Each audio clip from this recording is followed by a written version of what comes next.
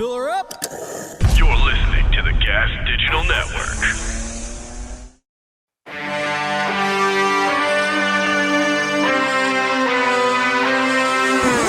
Yo!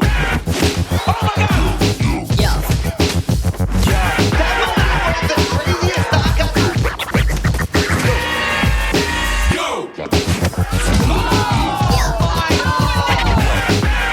It's Joe MMA Rap with Louis J. Gomez and Dave Smith. Yo, we're back in studio. Love being back here in the good old New York City, East Village, Gas Digital Studios. Here with my brother from another mother, Dave Smith, the most consistent mother in all of everything. Dave, how are you, my friend? I'm doing good, man. Good to be back. Hell yeah, dude. I missed you last week. I missed you last week, Davey. Went on Rogan. I did. Shout out to YoKratom.com. I mentioned you on there. I thought you mentioned Yo Kratom on there. I was like, good job, dude. Finally, doing one for the sponsors. No, did not mention Yo Kratom. What did you say about me on Joe Rogan? I denied knowing you. No, damn. And Jay also. You know, that's No, but not, I made a joke out of it, and then I said you guys were very funny. Yeah, that's not really mentioning me as much as it's trying to distance yourself from me. Well, I think it's both. Yeah, a little bit. I certainly technically. mentioned you. Yeah, that is true. That is very true. Well, thank you, Dave. I appreciate the mention on Rogan. Did he react at all? Or did he was like? I almost feel like at this point, stare came across his like face. he doesn't hear the words. You know, like he's like, oh yeah, you should go hang out with my friend. Wah, wah, wah, wah. And he's like, really? He goes, Dave, that's weird. You just zoned out there for a minute. That's very weird. Very interesting.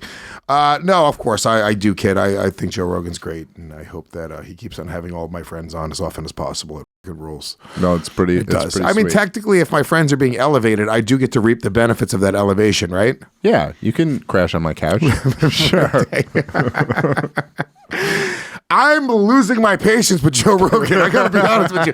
I've been very nice for a long time, and I'm about to go to war.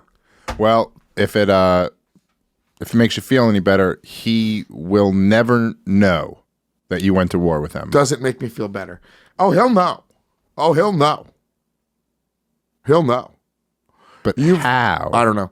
I mean, I'm not going to tell him. If and Tim he doesn't Dillon answer your could tell phone him- calls. Well, he doesn't have my. I don't have his Tim. number, so it's not him not answering my phone calls. I have a number. Here, I'll It call was right now. it was once his number. Maybe what if it's his number again? I'll call right now. Let's see. How funny it would be. He's like, Lewis, hey, oh, hey, Mr. Rogan. You want to do the show tomorrow? Are you in town? Let's see. Joe R, or is it under Rogan 2? I think it's under Joe R. Here we go.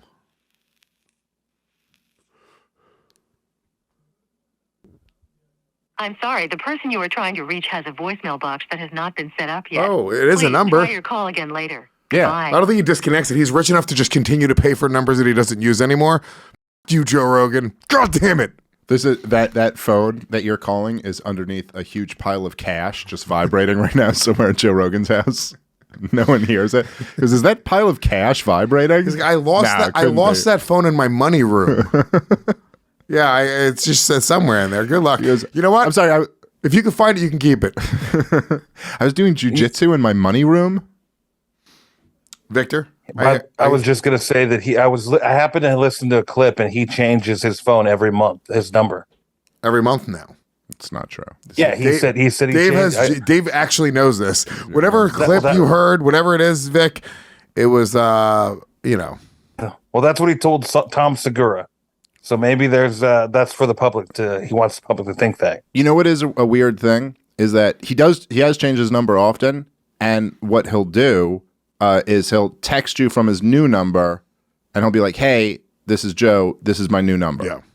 But you have no way of knowing this is actually really Joe Rogan, and not just someone who has your number. Yeah. Who's texting you, "Hey, this is Joe Rogan. This is my new number." And so there's always a time where for the first few text messages, I'm like, is someone just f***ing with me Dude, that's here? a hilarious prank. Or is there like, Dude, that'd be a great prank, Dude, by the way. I mean, first of all, James has a phone that I have. Nobody's ever got his number, so I'm going to do this to Tim Dillon, Mark Normand, all of these guys, and I'm gonna fuck with them. That is the greatest plan. He booked me from this number, and I just have to kind of go like, I'm pretty sure this is him, right? Yeah. Like someone wouldn't be this mean. What a great prank that would be. And then he was like, this is when he switched his number last time. Then he's like, dude, I want to have you back on.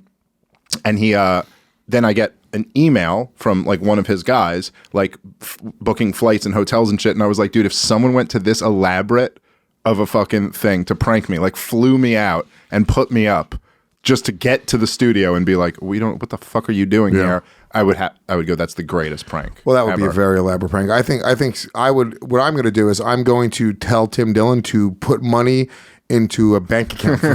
Like that. Listen, trust me. Because you want to go 50-50 on I was like everything we do together from now on is 50-50. I'm just going to need you to send me $2 million right now, and we're equal partners. And then you're going to make hundreds of millions off of this. Let's do it, Tim. Why not? These are all great ideas. Anyway, shout out to Joe Rogan. You're going to need to send it to a New Jersey bank. Shout out to the great Joe Rogan. I do kid. I do not want war with Joe Rogan. Why don't you try to be friends with John Anik? That's actually it's a better plan. That's why I fucked it up. I had Bisping. You know what, guys? I feel like I'm moving away from being friends with people that are relevant in the MMA community. You used to do an MMA podcast with Bisping, and now you do an MMA podcast with a guy who's randomly on Joe Rogan's podcast. You're going down on this ladder. Yeah. Used to do a show with Bisping. Now we do a show with this thing. Hell yeah. Hey, not bad. Pew pew. Thanks, Natalie.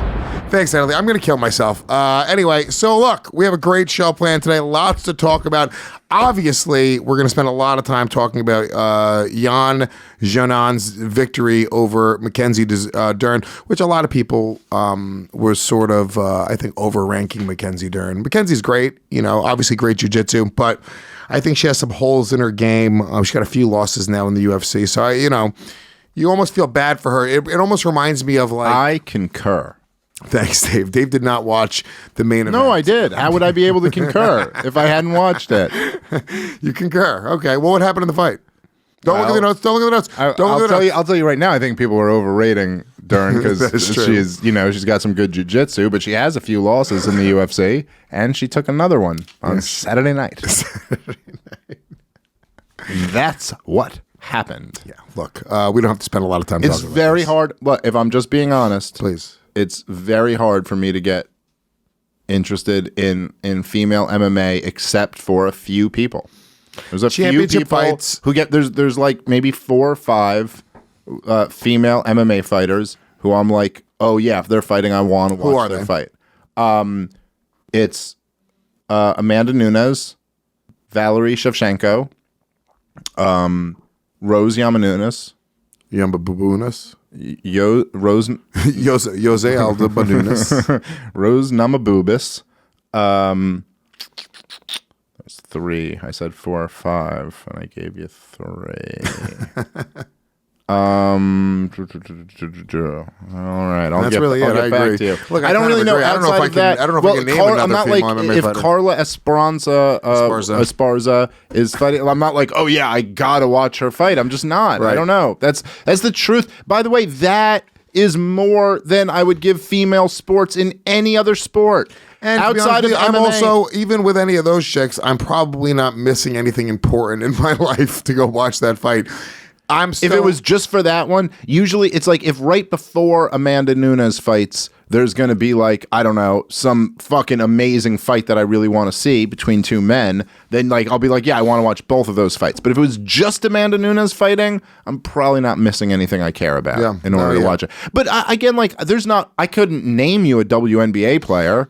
I couldn't name anyone, so I don't know. No, there are female fighters that I enjoy watching. Obviously Joanna Jędrzejczyk. She's going to be an exciting fight. I like that's a good example. Wang Li, going to be an exciting fight every time. Rose, exciting fight every time. They're just fucking, except for last time. These are badass fighters, and obviously they're exciting. But the reality is, I'm still a little old school.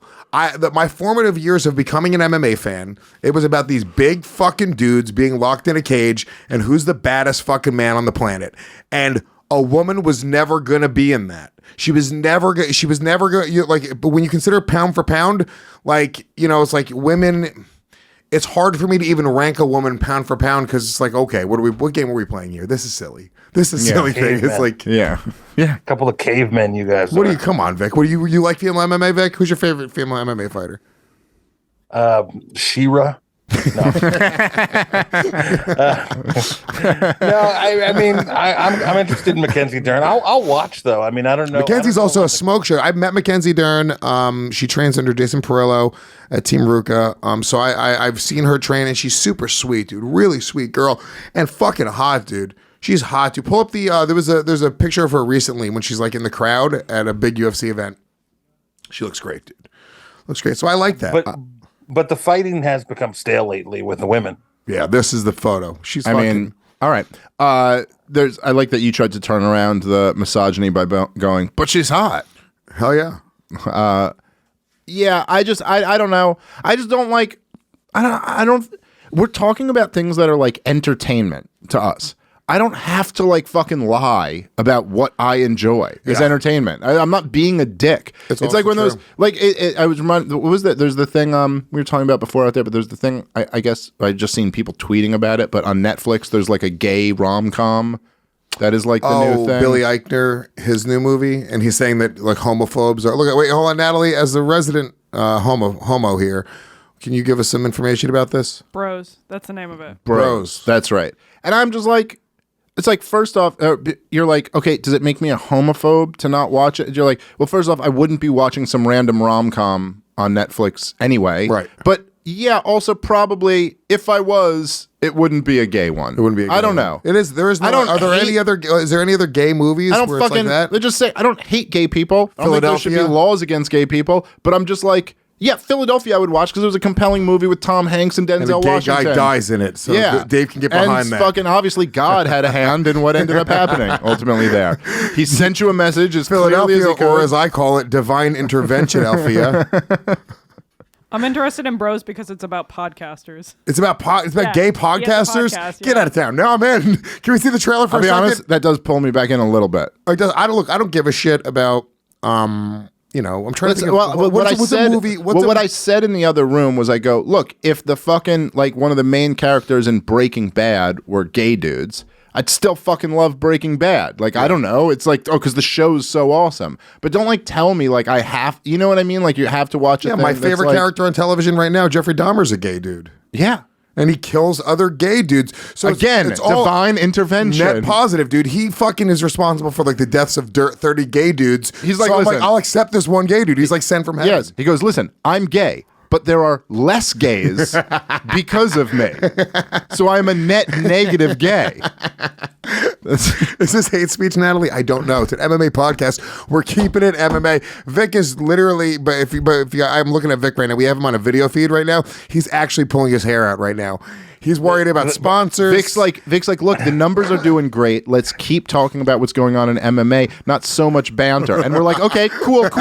But let's just start with this clan rally that we have next Friday, and then we'll get into the fights. Vic, and that's we're just our kidding. thing. We don't hate gays for real. You know what's funny is I would believe that, but there were people on the message boards that were mad and arguing against the fact that Patricky Pitbull is not the pound for pound greatest MMA fighter in the world. They actually took you and I seriously when we were doing that. Well, first of all, I will tell you right now, I do think Patricky Pitbull's the greatest MMA fighter of all time, and I think we should actually get behind him, Vic.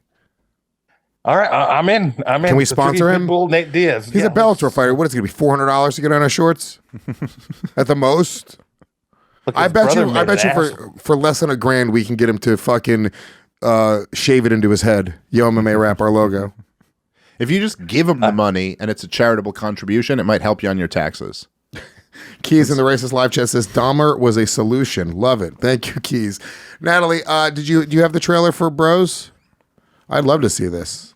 I know people were talking about it. Thank you. I didn't need a cup of creamer, you fucking dumb fucking dickhead. This is why you're not my assistant this year. Tom? I have an assistant Who at are you talking Skankfest. to? I have an assistant at Skankfest every year, and Tom was my assistant last year, and he failed me left and right. All the live long day, Tom was failing me. Who was failing Who's you your as your assistant this year? Is assistant? it Coop? No, Laura Schumacher. I love Tom. I do not think he would be a reliable assistant. No, he's off trying to get his dick sucked. at Yeah, that's Skankfest, just not what and you I'm want. like, where are my wraps? I need somebody to ask if I'm talking about my hand wraps or a sandwich, Tom. And I want both of them to be there. Give Dave a He'd be beer. better with the sandwich wraps in the fight, by the way. Dude, if I wrap my hands with sandwiches, I would actually, I would actually be able to beat Harrington because Harrington would start biting my hands. So Harrington, why did you just lean into that punch? By the way, I washed my hands of Harrington. He was tweeting about At least Hocus. somebody's washing their hands. What were you saying? He was tweeting about Hocus Pocus? He was tweeting about Hocus Pocus 2. And you know, Booger Beard's out there watching anything but Disney Plus. He's just watching game film. Yeah. He's Harrington. If this guy, Booger Beard, is really not training at all, Harrington's got to win this fight, man. If Harrington doesn't win the fight against a guy who's not training, It's not. That's Harrington bad. needs to leave his gloves in the ring at Skankfest. It's over. Like Randy Couture. But Booger Beard very well could be training, dude. I've been trying to emulate Booger Beard in our training sessions. So I just come at him all wildly, and I'm like, ugh. Well, that's kind of. Aggressive. I fuck Harrington up. That style Harrington's not good against. Well, I'll tell you, isn't there something? I mean, you could speak to this better than me, right? Because you like train, but I think there is something to. It's when you're training, you're kind of dealing with like boxing fundamentals, and you're training against guys who are boxing, and it's a little bit different to like fight someone who isn't boxing and is not doing any of the shit that you're used to seeing, who's coming at you completely unorthodox. Now, over time, the technique is more likely to work out. You know what I mean? But it can be something to adjust to. When you're dealing with somebody who doesn't know the dance and they start flailing wildly, dude, you're just not expecting it to come from that angle. Yeah. You're not expecting it to come from with that timing. Like usually, like there's like, you know, in fighting, there's almost like this like back and forth. It's like, ba-ba, you slip, you counter, you move, he's in, he's out. You're offensive and defensive. You sort of go back and forth, and it's just sort of like, let me try to land on you, you're going to try to land on me. And it's not as much chaos. Sometimes it can be chaotic, I think, but even the guys that are really chaotic, you see the guys that sort of fucking go at each other in the UFC, there still is a rhythm. Lot of technique. There's a rhythm yeah. to it, you know? And I think that's an X factor that we couldn't consider. If Booger Beard doesn't train at all and he just starts fucking throwing wild haymakers at him, Harrington can get caught because he's just not used to really dealing with that. He's used to dealing with fighters that are actually substantially better than him. Well, and the other thing is that so with this dude, what were you saying? How much does he weigh? It's like 225? 230, yeah. Something like that. And how much does Dylan weigh? Dylan was like 180? No, not even. $165, maybe something like that. He's a skinny kid. Okay, so, well, how skinny is he? I mean, I'm 180, and I'm not that much. I feel like you're a little bigger. You're a little thicker than Dylan. Maybe no I am. homo, but you have a thickness to you. But okay, so if he's 160, sorry, we're getting very bros now on the show. Two podcasters just start kissing. But I'm just saying, Dylan did that, right? Like he caught him wild, and even though Harrington's strategy did work out against Dillon, he did get hit a couple times. Yeah. And there's a very big difference between 160 pounder hitting you and a 230 pounder hitting you. This is a very big thing. Like that guy touches you at all, he might. I mean, I don't know, but he might like Harrington. I don't know how much Harrington weighs, but Harrington 200 pounds. 220. We just weighed him the other day. You just weighed him. He's 220 right now. But Harrington's ideal weight would probably be 190 or something like that. I mean, his ideal weight? No, Harrington, if he was fighting, if Harrington was in really good shape, 175. Yeah, like that's something saying. He's like, he might weigh that much, but his like frame isn't like that. He's that big of a dude. You know what I mean? No, he's a smaller So that's guy. the issue for Harrington is that like you're fighting a we can't spend this much more time talking about Booger Beard and Harrington. It can't be 3 shows. That's not the whole show. No, you're right. Vic is not happy. I'm seeing Vic on the screen right now on our monitor. Something about fighting. It's about like kind of like the what a fight really means on the lowest level. Can we see the trailer for Bros? I want to see if this is offensive because Dave is very up in arms. His right wing Christian conservativeness. Hey guys, it's Bobby Lieber coming. By the way, to you can I from say Future already? Hall. Just pausing it. You say first of all, I'm not up in arms, but this is more than I've seen of it so far. I literally just brought up the topic. This also looks like you, dude. I brought up the topic. It is me. I brought up the topic without ever knowing anything part of the about problem here with Robbie Bernstein. The LGBTQ plus museum. Everyone is really excited and totally getting along. This happens to be Bisexual Awareness Week, and no one has acknowledged it. Lesbian History Month was in March. Nobody said a goddamn thing. Of course, lesbians get a month and we get a week. I'll pause it. It looks fucking goddamn awful. I mean, this is the trailer. They threw this out for the trailer. That's some cringy horse shit, right? I mean, even gays don't like that. Natalie, you're not like, oh, I'm being represented. This rules. I saw a different trailer like 4 months ago, and it got me because it was. This is gonna sound so fucked up. It wasn't as gay forward. It was more about them being podcasters and making an unusual kind of new movie. It's like a normal movie in a way, right? Like with normals, where a man and a woman are hooking up, they wouldn't like open it with like, and we're straight, and I'm attracted to women because I'm a man. Like you'd just be like, yeah, just let that be. Well, they're just the trying. plot. They're trying like, to write jokes to make gay people to relate to, but it's. I mean, look, it's fine, but now Billy Eichner's mad that people aren't going to see his movie because he's saying that it's. But this is what a lot of people do. We can watch more of it, by the way. But I'll just say this is. I was talking to Vecchione about this when we were hanging out just a second ago. But this is like a thing with like woke comedy in a way. I think part of this is why woke comedy took off so much is because there's something really intoxicating about its appeal. Which is that, and this started when we were younger in comedy. You'd see people do this, but it hadn't taken off. But like there is a built-in excuse, like you're putting out an art form where there's a built-in excuse if people don't like it. If people don't like it, that's just because they're a bigot. That's just because you're not fucking. It's like, oh, you don't like this, but that's just because you're sexist. No, I'm a bigot and I don't like that. Yes, it has nothing to do with it. I can be both. Yes. I can both. Hate gays and hate this movie. Can we see a little bit more of this, please? So what's happening? Didn't you guys have an announcement? This is a little unexpected, but we are in a throuple situation. You're in a throuple? Let me tell you what's progressive now. Being alone. I love my life. I love my freedom. I love my independence. That's kind of sad. That I don't want to be in a throuple. I don't even want to be in a couple. Damn. Bobby, I had sex with that 65-year-old. Jesus, he's ripped. I know, it's like they injected steroids into Dumbledore. Oh my God, that's Aaron. He's very hot. Gay guys are so stupid. I know. But you guys are really into it. This is getting good. It's getting hot. It turned into hot dudes dancing, and at least I got something. It's like gay Tom Brady. All right, it's a bit much. It's it's. I think part of the appeal is that he's supposed to be like, I'm gay, but I'm not like those gays. Yeah. That's like, he's supposed to be the character that you anchor to.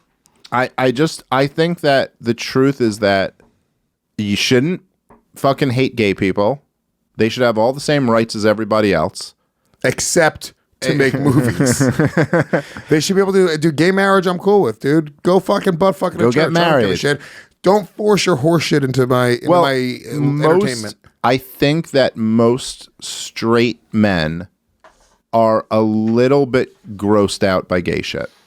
Yeah. And that I'm not saying they're right to be grossed out. I'm just saying they're not wrong to be grossed out. They shouldn't impose that on them, and they should fucking. You remember like when we used to hang with Wayne and Ray, and when they would kiss, and there would be a little part of you that's like, Now part of that's because Ray was a child, but the other part of that was because they're both dudes. Yeah, and Wayne had lesions on his face. There were a lot of things going on. There were a lot of things going on in that relationship. In my opinion. If it was just two hot guys like Billy Eichner and that guy in the baseball shorts. I would always say when that happened, you go, that's a me problem, not a them problem. They have a right to fucking kiss. They're a couple. They're our friends. You're like, okay, fine. But at the same time, I don't just want to watch this. If I'm turning on something for entertainment at home, this isn't what I would pick. Here's what I'll say. I am less grossed out. Like when I was younger, if I saw two guys kissing, I would be legitimately grossed out. Like grossed out. When I saw you and Jay kiss, I was legitimately grossed out. Yes. It was very real. But you didn't warn me. I didn't expect But hold on. it. It's only because I have not, like when I was younger, it just didn't happen. You didn't know anybody who was gay. When I grew up in the 90s in Rockland County suburbs, there was just nobody who was really gay or out, right? It turns out there were gay people, and then you find out, plot twist, it was you. But they weren't out there kissing each other in public. That just wasn't happening. So I think, I don't know if it's the times or the fact that I just moved to a city that has a lot of fucking gay dudes. At this point, I've just seen it. I'm very desensitized. So I'm not like, there's not like a reaction where I'm like, oh my God, even like two gay guys holding hands walking down the street. I think when I first moved here when I was 19 years old, I would have been like, whoa, that's fucking wild, right? It's just it's a much, much different time now. I don't know that if America's ready for this. And I'm not saying that it's wrong. I'm just saying when I see this movie, this is going to sound hateful. It just looks wrong. Not that there's gay people existing, that it's a movie that we're watching it. It doesn't make sense. It's just like, when they first came out with Toy Story, when they first screened it, people were like, that's not how cartoons like. This isn't right. Maybe that's the future of movies. It's real life and it's a cartoon. This isn't what Jesus wanted. Natalie, please chime in. Are we being very ignorant right now? No, I just want to say that this movie has the same target audience as every other rom-com, which is women. And it's just not for you guys. But you think women like this shit? Yeah. No. The women who liked Trainwreck will love this. You think so? Yeah, I think so. Well, isn't this movie tanking? Isn't that the reason why it's in the news right now? Because Billy Eichner said that homophobes are tanking his movie? You know more about it? I don't know. As a homophobe, Coop. He said basically implied that homophobia was the reason the movie's not Well, doing we are a couple of homophobes who are trying to tank this movie right now. We're trying. 100%. People are secretly uncomfortable with it and they don't want to watch that. No, but by the way, I'm saying I don't think it's a secret. I think it's like, most guys don't really want to watch a rom-com. But if their chick really wants to watch a rom-com, they'll go, okay, I'll watch Forgetting Sarah Marshall with you or whatever. You know what I mean? Like whatever the fucking movie is. But they'll go, but not this. I'm not watching the rom-com where there's not even like a chick involved who the guy's trying to get. I don't know. No hot chicks. You know what probably would have helped the movie if the main character was an MMA fighter? It would have. Came totally around right Why are you trying to insert MMA into this podcast? By the way, MMA movies aren't great either. We still haven't had a great MMA movie, right? Warrior was a good movie. Warrior was good, Warrior was but not it's bad. not as good when you watch it back. Wait, that's the one with Nick Nolte as the dad. And the two of them. It was good. It was the best. It was the best one that they've done. But if you're an MMA fan, we haven't had our Rocky. They didn't really red belt. Listen, it didn't. Warrior didn't really nail what MMA was. That's kind of true. You know what I'm saying? Like it was their own version of like what MMA was. Like the organization wasn't really like it just wasn't how it was like done. Here Comes the Boom. Here Comes Boom was actually a surprisingly good movie. There hasn't been. It's a good point you mentioned. There hasn't been a movie that just. Although I guess if you were like hardcore boxing fans, would have been like, yeah, Rocky was fucking like the actual boxing, and it was fucking like stupid Terrible. and slugfesty, like nonsense. You know what I mean? But Lionheart was MMA basically. Yeah. But I think. I don't know. Warrior was a good movie, but it wasn't a great movie. And like for a great movie involving MMA, there is a market open for that. Yeah, there's something there, guys. And make them gay. Eichner Make as them the gay MMA just to fighter. fuck us all up. Didn't they have a one that came out with Halle Berry as a MMA fighter? I didn't see that one. Was that good? I have no idea what you're talking about. Anyway, all right, whatever. Transformers. Let's move. All right, fine. Let's talk some mixed martial arts. These other things that are on here. We're 27 minutes in. We've mentioned nothing about MMA. No. We both gave our individual analysis of the main event. If you recall. This rules. I'm going to be honest. We're doing pretty good today, considering. All things considered. All right. How about Randy Brown defeating Trinaldo? That I watched. And Dude, that reminds me of that movie Toy Soldiers. You remember Toy Soldiers? Yes. Great fucking movie, dude. Louis Gossett Jr. as the principal of the school. Loved it. So good, dude. You remember all the terrorists took over the school? Weird. Francisco Trinaldo was in that movie. That actually might be true. I don't know that it's true. I just made it up. But I don't want to talk about it. Yeah, Randy Brown defeated Francisco Trinaldo. I think Randy Brown is a legit contender. Yeah. No? Let's move on. I don't care about nothing on that. That was the one fight I thought was kind of interesting that I wanted to talk about. I don't care about this card. All right, fine. Forget it. Dave, break it down. Come on, Dave. Go into it. Well, Trinaldo's very tough. He's a fucking tough dude. But Randy Brown's long and he's got great footwork and he's got really good striking. He's got good jiu-jitsu. I think he's an interesting guy to keep your eye on. How long is he? Well, as long as The Godfather 2? What is this, I don't think so. So I'm just keep referencing movies for the rest of the show. Dave, we got to take a moment and thank Manscaped.com for supporting today's show. I love my Manscaped trimmer. They have a whole package. They have a lot of products, but their trimmer, the Lawnmower 4.0, it is the best ball hair trimmer in the fucking world. If you guys, I would never in a million years be trimming my ball hair if I didn't have a fast, safe way to do it. I used to do it with a Bic razor and risk slicing my dick up. It was fucking crazy. I would just let it turn into a bush. I used a butter knife. And it was the accidents were brutal. Yeah, dude. What I would do is I would use a blowtorch and I would try to have it the right amount of distance from my pubic hair, and I'd just go try to singe it all off. Which weirdly works. It does work, but you really are risking really terrible bodily injury. You don't need to do that anymore, guys. The Lawnmower 4.0 features cutting-edge ceramic blade that reduces grooming accidents thanks to their advanced skin-safe technology. It's a 7,000 RPM motor, a new multifunction on-off switch that can engage a travel lock, and it gives you the ability to turn on the 4000K LED spotlight on and off when you need to have a more precise shave. And the best part of all, Dave, it's waterproof. I shave in the shower, and I just fucking literally 1 minute, I'm in and out. It's great for people like me who want to have clean balls, but also love deep sea diving. Yes, indeed. So right now, all you got to do is go to manscaped.com, manscaped.com, and use the promo code YOMMA when you check out, and you're going to save 20% off plus free shipping. 20% off this amazing, amazing deal and free shipping when you use that promo code YOMMA at manscaped.com. All right, where were we? Yeah, sure. All right, let's, what else is on here? What do you got, Lewis? There's a lot of other stuff. Okay. What do we got here? What are these on these notes, Vic? What do you want to go with, Vic? You set us Indiana up. Jones and the Temple of Doom. No, we're not talking more movies. We're going to move on to MMA now. Unless what about the Mark Zuckerberg controversy? So what exactly is the controversy about Mark Zuckerberg? I know he was there at the event, but I'm not aware of the controversy. They closed down the whole event to the media, and it was like a private Facebook party for Mark Zuckerberg, his wife, and some Facebook people. Didn't Dana White deny that Mark Zuckerberg bought out? They said he didn't buy it out, but nobody else was allowed in there. So why is that controversial? Who cares?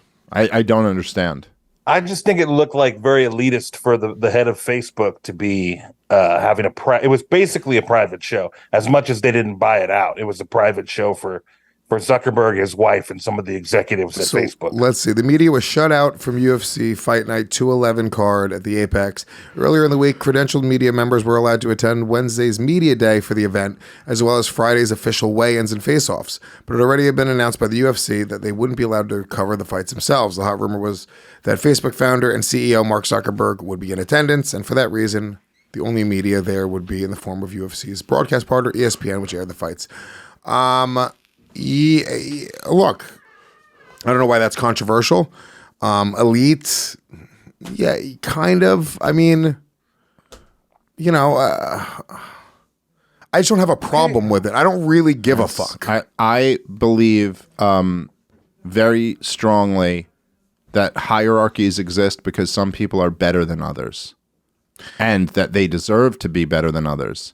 That's a harsh elite white way of saying it, but I agree to a very large degree, and I know you're kidding to a certain degree. But I'm fucking around. No, but the hierarchies exist, and here's the positive side of that: in that if those hierarchies didn't exist, human fucking greatness wouldn't exist. Yeah. If we didn't have something to strive for. That's what human greatness is. If I didn't want to fucking become Mark Zuckerberg and have them shut down the fucking Apex for me, I might not have Skankfest or Gas Digital or all these other fucking things. Because we're all trying to achieve a certain level of greatness. So in a weird way, I respect it and I like it. Natalie Baumdrop. And I like it. I think that there are arguments that Mark Zuckerberg is in bed with the government and shit, and there are arguments that he is some type of other species, not human. Alien, that's true. I've seen the arguments, and they're pretty compelling. But just in general, the fact that some really powerful, important person wants to come, and now he's so powerful that no one else gets to come because he wants to come,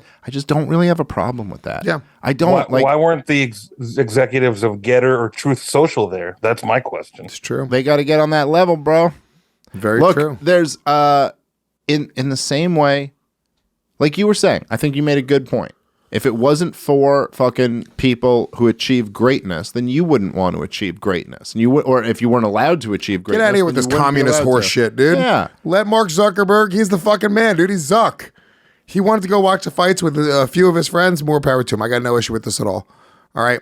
I remember back in the day, I think I've talked about this before, but I remember when we were like young comics, John Mayer started doing comedy, and he would just work at the Cellar every night and just go up whenever he wanted to. And I remember there being like these young open micer comics who were like, that's such bullshit that he just gets to go up at the club, the number one club, whenever he wants to. Like, he hasn't even like put in his comedy dues. And you're like, he's John Mayer. You fucking nothing. Yeah. Of course he can do what do you think he's going to do? Come work at an open mic with you? Yeah, he's going to go up there. Look, I don't know that person's perspective, but in the fairness of the truth of the world, the Comedy Cellar should have said, no, you're a guitar player, you're not a comic. We have, like the same way that the UFC shouldn't have let CM Punk fight? Yes, the same way that the UFC shouldn't have let CM Punk fight. That's a fair point. Or, if a comedian, if Jerry Seinfeld is just famous and he goes in and he's like, yeah, I want to mess around on the jazz piano. Let me see and he goes to some jazz club. I think they should go, yeah, you're not really. The only time I might buy tickets to go to a jazz club. They go, Seinfeld's on bass tonight. You go, all right, I got to go check that out. I think that also, the UFC has the right. They're a private business. I think that it also might help the UFC more. Well, the amount of buzz that is created by it, right? So there's this moment where the opportunity there, it's like, oh, the press isn't going to cover it, but the press is going to cover it because that's all the people are talking about, right? So the UFC and I think Dana White and them, they're very good at creating moments, right? I think they see there's an opportunity, whether it's with Trump being in the crowd and the crowd chanting for Trump, even though there's a lot of negative press that comes with that, a lot of that just goes away. People are so fair weather that it's like all the UFC is also elite level. Like if you want to watch the fights, it doesn't matter. Dana White is an unapologetic Republican Trump supporter, right? It doesn't really affect him the same way that it affects other people in the industry. And I'm talking about when even when the CEO of Equinox, this was like in the news, he was throwing a fundraising party for Trump during oh really? And it was like a big fucking thing. Like Equinox members were canceling their memberships. They were fucking, and it was like but it went away soon enough. You know what I'm saying? Same exact sort of thing because they're an elite brand and people go like, well, what are we going to go to Crunch? It ain't happening. You're going to go to watch Bellator? It ain't happening. So those guys are sort of in a category of their own, But the UFC, I think that they sort of like creating these moments. I think the Zuckerberg being there, the media being locked out, it gets people talking about it. And it gets people talking about it in a very like that's a cool way. You're like, oh shit, one of like the most powerful people in the world in a way. I don't know how powerful Zuckerberg is, but powerful. When you consider you're at the forefront of social media technology and they own Instagram. Yeah, the power it's not.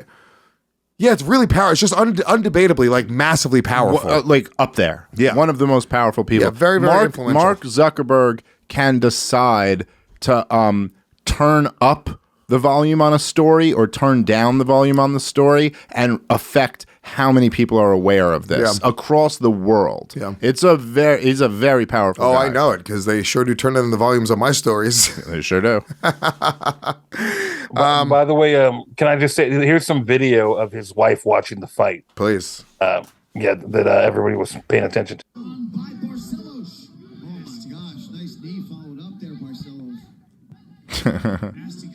That's his wife or is that his dry cleaner? Who is that? That is Mrs. Zuckerberg. He's married to an Asian.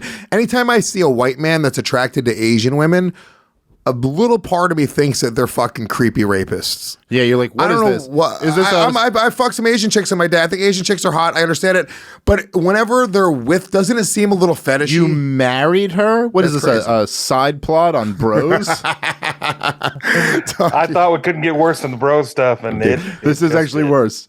This is actually worse. I'm just saying. Interracial marriage? I'm not saying that every time it is. I'm just saying that very often I think, or I say every time I see a white guy with an Asian chick that like wifes up an Asian chick, I'm like, you're a fucking weirdo, fucking fetishy motherfucker. I know what couldn't you're doing, get one of your own. No, so you had to go fishing outside your pond. Because in our culture, like the way that Asian women are presented to us it's not presented like, I almost feel like it's presented in like a submissive way, yes, I think there's something to that, and I think that a man who's attracted to that is a little bit of a fucking sociopath. I don't know if you're right. Physically, I think Asian chicks are hot. I would fuck an Asian chick. Maybe I would even be with one if I was saying like, and I met one that I really liked.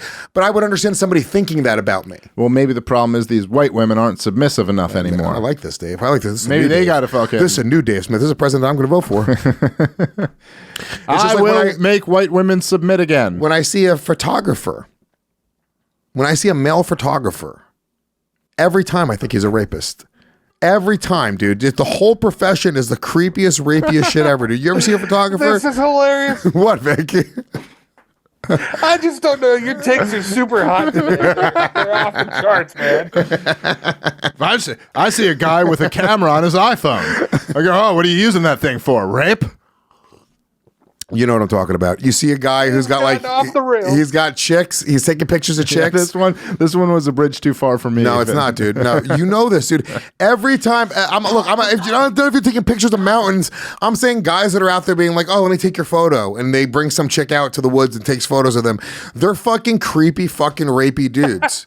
Every time, dude. I mean, maybe if they're taking them to the mountains, sure. Not even just the mountains, dude. It could be in their studio. Even in the it could be in a back alleyway, dude. Male photographers are fucking predators, dude. Am I crazy in saying this? Do they not have a predatory type vibe, dude? On this one. Right? I'm kind of with Thank you, dude. It's like they're looking through it, like, ooh, yeah. Seeing a hot girl and being like, come back to my studio, I'll take good pictures of you. That's a fucking rapey, creepy thing. I will say. Not always, but often. No, I'm saying more often than half of them are rapists. I'll stand by that number, 50%. I do remember. It's so weird that you're bringing this up, but this is like years ago. But you remember when Ralph was dating that real crazy chick?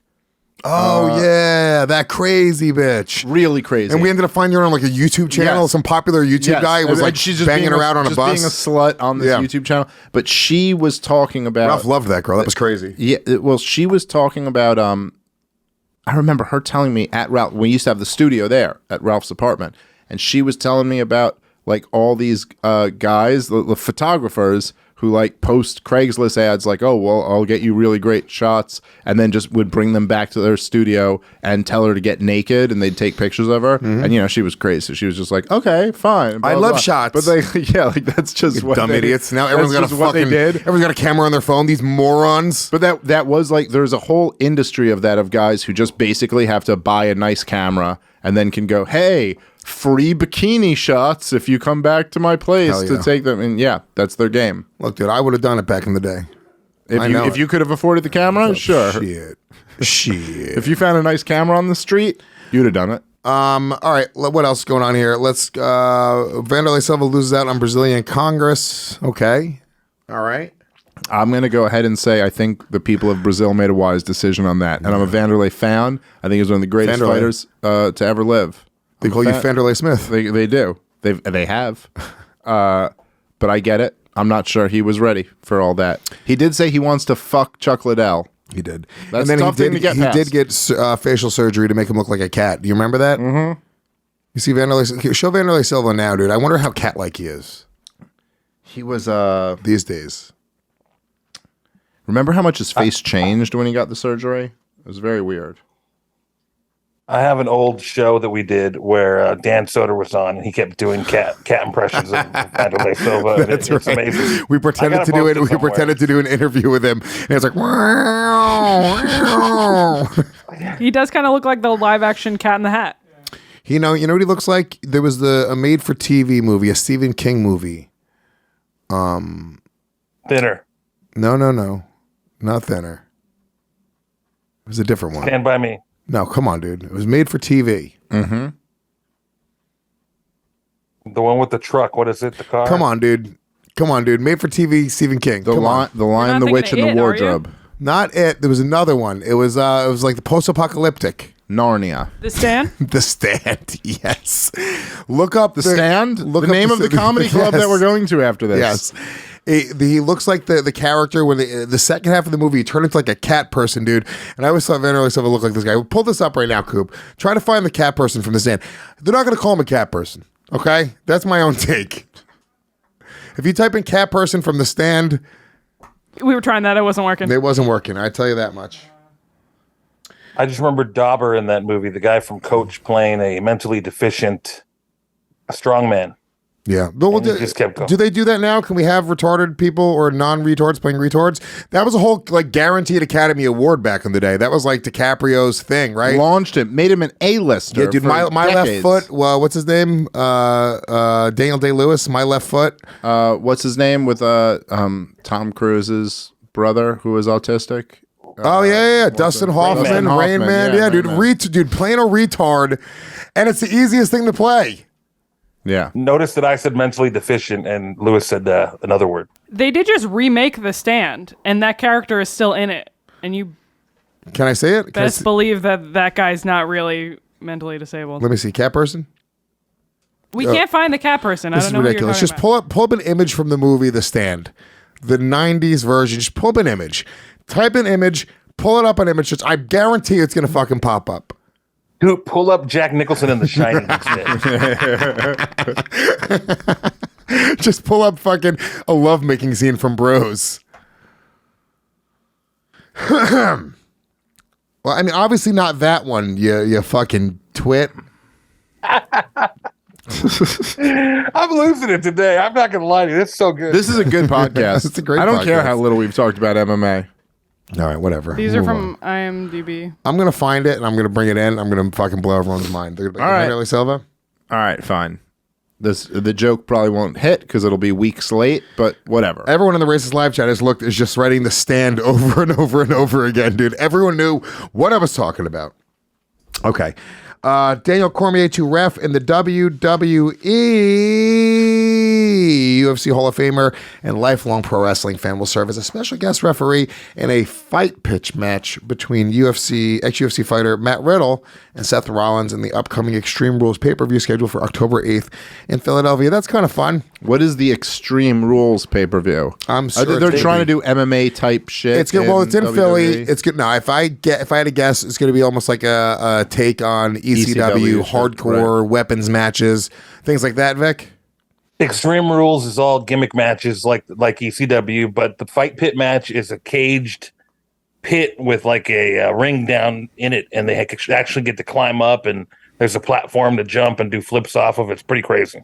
That's fun. Good for Daniel Cormier. Yeah, I mean, I would have thought if he was going to do it, he would have done something with like Brock Lesnar or like fucking, something like that. Yeah. Well, but, honestly, who knows? So remember when he's reffing. He's Remember reffing. he was supposed to fight Brock Lesnar. That was a big thing. Yeah. And they set it up with that like thing in the ring, and Brock Lesnar pushed him and shoved him like halfway across the ring. Yeah.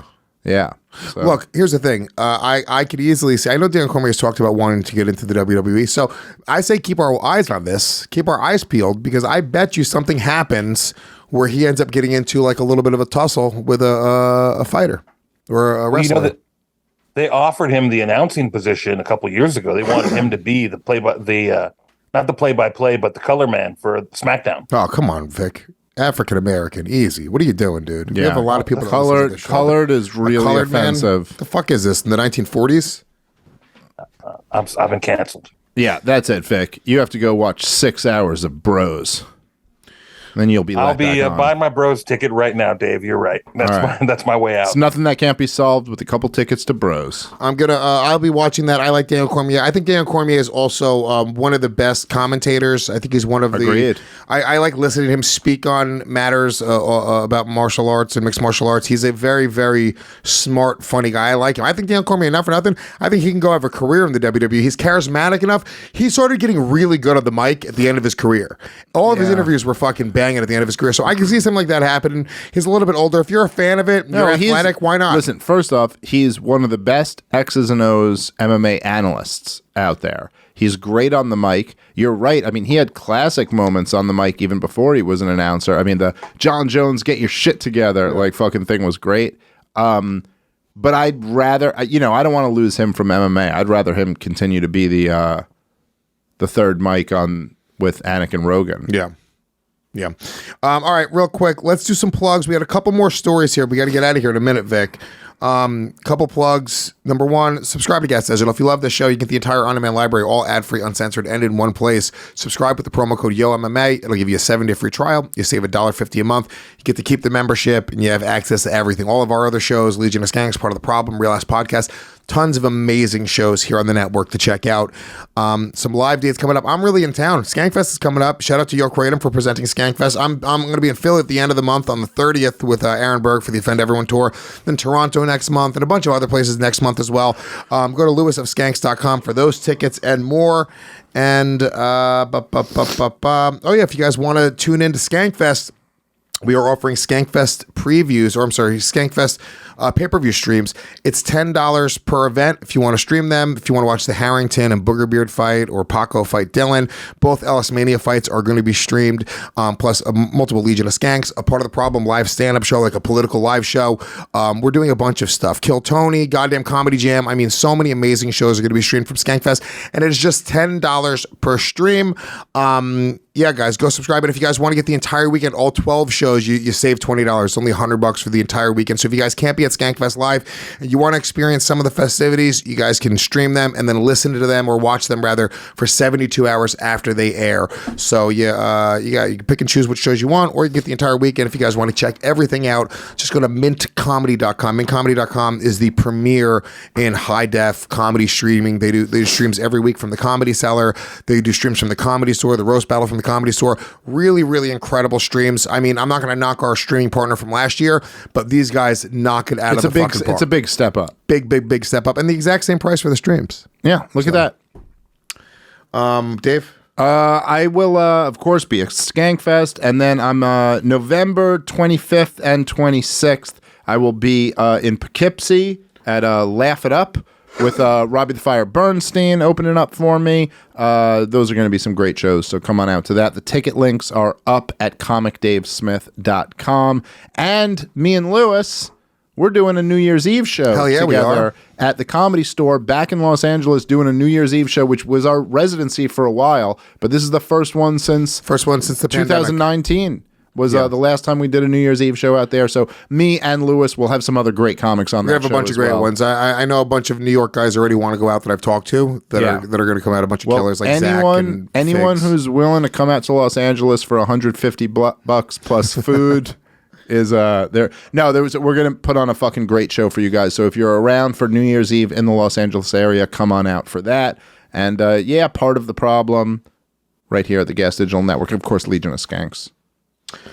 Vic, I think we should go with your Triangle of Truth, but we have some other topics that we never got to, so I'd say triangle some of those topics, if you ask me.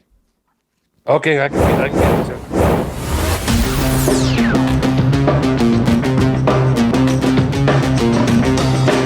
It is the shape of men. The only shape that real men fight in. The triangle. It's true. That is true. I heard that Dave once spent 3 months refining his comedy and his political platform in a triangle. That's how hardcore the triangle is. Best 3 months of my life. It made you sharp, made you edgy. It wasn't fun, but I had to do it. Ultimo, Dave. All right, so let's go through some of these here. It's going to be Jake Paul says he's coming to MMA. He says, I'm working with a big organization right now, a whole thing in MMA. It also has to do with me fighting, and we're going to have an announcement soon. He says he's going to work with Javier Mendez out there in AKA. Thoughts? I mean, look, here's the thing. I think it'd be great. I think Jake's young enough to really do whatever he wants. But I do think he really is just looking past Anderson Silva. Anderson Silva is a fucking stone cold killer. I follow Anderson on Instagram. He's a fucking lifetime martial artist. It's not like he's training like, oh, I need to go and fucking fight. Like it was when you watch Woodley like train, you're like, oh shit, he's putting together a camp and he's just trying to beat Jake Paul. And this is like Anderson just fights. He just is. And I think that, I'm just sort of watching the way that Anderson moves. It's so confident and he's such a fucking killer. I think Jake Paul needs to be focused on what's ahead of him. Because you did say this, David. I don't think that it completely kills his career if he loses to Anderson Silva, but it does stop that momentum right in its tracks. Yeah, look, I'm not saying it completely kills his career either. I'm just saying it raises the question of what is his value if we see him get fucked up. You know, like Conor McGregor, I compare it to that when he was just unstoppable and undefeated. And then Nate Diaz fucked him up. And what he had to do to get that back was run it back at the same fight in the same weight class and win. And even then he eked out a decision. But then he went and won the lightweight title. And then he was kind of like back. I don't know. Look, I don't know if that can happen with Jake Paul. Jake Paul hasn't built up as much capital as Conor McGregor had. He hadn't slept Jose Aldo. I don't know. But it would be kind of funny if Jake Paul came into MMA and his first fight in MMA was against a legitimate, really good boxer. Yes. And he finally fought him in MMA. Like, maybe that's what he could do. I do think that even after getting beat by Anderson Silva, coming to MMA might be enough that it sparks some interest. So we'll see. Yeah, very interested to watch what happens if he does truly fight MMA. I would love to watch it. Sure. I'll say that's one thing that a lot of these celebrity boxers. Somebody tweeted this, and I thought it was just such a great. It was an MMA fighter. I forget which one it was, but he was like, all these guys talk about fighting. It's like, but none of them want to go and step into MMA. All these celebrities, all these YouTubers, all these guys go do MMA. It's a completely different game. It is literally 5 times the physical output. Right? You have to have 5 times the knowledge. You have to have there's so much more going on. And yeah, I want to see the first guys that do that. 2 big fucking, YouTubers or 2 celebrities that say, oh, I'm going to really go and train MMA and get good at that. I'll be very, very impressed with that. So we'll see what happens. Vic, please. Just before we go to the next topic, just for example, I'm not trying to I'm not shitting on Jake Paul for this because he's impressive, but Jake Paul versus Ben Askren or Tyron Woodley in an MMA fight, he would have 0 chance. He would have had 0 chance to beat those guys. Yeah. They'd both have 1,000 times in a row fuck him up. MMA. 0. The way 0's an extreme, but no, he would get fucked up by both of them. I agree every time. But look, is there a path to him beating Ben Askren in MMA?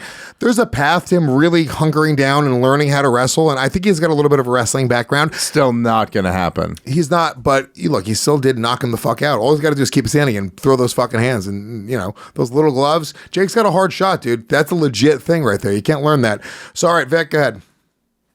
So we're changing it up a little bit here, but I don't know if you guys heard, but Ben Rothwell made his debut at BKFC this weekend. Burger King, yes. He got a couple Whoppers, Burger King, the King sandwich. They're open late. Crispy chicken fries. Remember chicken fries? I'm not. But anyway, it took him 19 seconds to finish his opponent. Let's see. Can we see it? Big Ben Rothwell. Oh. Just not fun. Honestly, not for nothing, dude. The more I watch BKFC, the more I don't like it. It doesn't really have the fighter's best interest in mind. No? It's not that the UFC does, but I think that they've created a rule set to legitimately give these guys long careers. These guys are going to break their fucking knuckles on each other's heads. They're tearing each other's faces up. They're creating a lot of scar tissue. It is going to impede them for a future fighting career. If they want to continue on to boxing or MMA afterwards, I think BKFC, the smoke's going to clear, and a lot of these guys are going to shatter their hands. They're going to have too much scar tissue. They're going to be getting cut up. Coop, did you want to chime in? I see you wanted to jump in there. Yeah, I was going to say, it also seems like sort of a mirage because they offer these guys a ton of money. Like you hear a lot of people say, oh, I got a bigger payout than I ever did in the UFC. But to your point, it's kind of just like, a career in the NFL versus a career in the MLB. Yeah. The longevity's not there. Yeah, I think that it's certainly for guys seeing guys who have retired and they're like, hey, this is my last fight or something like that. I kind of get it. Seeing guys like MVP go over there was a little bit strange. Yeah. So you go, what? So you're going to go do this thing and then lose a fight? You know what I mean? And I don't know. I thought you were being set up to go to the UFC and go be a big guy. I don't know. He's a good dude. I met him in England when we were out there. He's a really good dude, and he's a really, really talented fighter. Like I said, I'm not hating on it, and good for the guys that are going and doing it and making some cash. I'm just saying that it is really fucking brutal, right? And I feel like I'm not when I'm watching the sport of mixed martial arts or even boxing or jiu-jitsu or any of these things. Yes, they're hurting each other. But it feels like it just feels more like martial arts. It feels like there's like a level of like respect. This feels like it should be happening at a bar. This feels like it's like the guy who owns this doesn't really give a fuck about these guys at all. I mean, what they're doing to each other, and every single fight you see, they're really just a fucking bloody mess. They're breaking their hands constantly. I just don't see it as being necessarily like if my son wanted to bare knuckle box, I would have a really big issue with it. Whereas if he wanted to box or do MMA, I would support him completely, right? I would just be like, yeah, I don't really think it's, All right, well. I guess this brings us to our third topic. James competed in BFX. All right, guys, we have that clip. Go ahead, Vic. Let's wrap it up. What do we got here? There's a couple of things, but we'll make it real quick. It's a triangle. You get one more. Well, look. All right. Helen Peralta was scheduled to appear on Invicta FC 49. This is how she weighed in, guys. If you want to show the pictures here, and it said blank. It looks like me without my shirt on. And the other one actually that I want to mention, I'm going to sneak it in. I don't care what you say. Antonio Inoki died. A lot of people credit him as he died at age 79. He had that famous fight with Muhammad Ali where he fought off his back. Right. And a lot of nerds like Ariel Helwani say that that's the first real MMA match. I understand that. Yeah. I mean, look, we watched that. It was a very weird. It ended up being fight. a draw. Antonio Inoki wouldn't get off his back. And yeah, Muhammad Ali didn't really know what to do. He just kept on kicking him in the ankles. That's right. Yeah, this was the whole match. Very, very boring. What if Billy Eichner played Inoki in the Bros version of this story? I like it. R.I.P. to Antonio Inoki and that girl that weighed in with her tits out. Yeah, good for her. Not a bad set of hangers. I mean, she was just trying to lose every last pound she could, I guess. Or she was making a point, I think, right? Okay. It was in protest, right? Yeah, she was on The Ultimate Fighter, and they did it, and they made her redo it without her with her shirt on. So she was mad about that, apparently. Okay, well, more power to her. Women, all right. Fucking women they really are retarded. Well, yeah, I know someone's enjoying Bros. All right, let's go. Let's wrap this one up. Thank you for supporting today's show. Shout out to Yo Kratom for always supporting this show and being a sponsor to this show. Home of the $60 kilo. Go grab one from YoKratom.com. We'll be back next week with another great episode. Almost a Skankfest, baby boys. Let's go.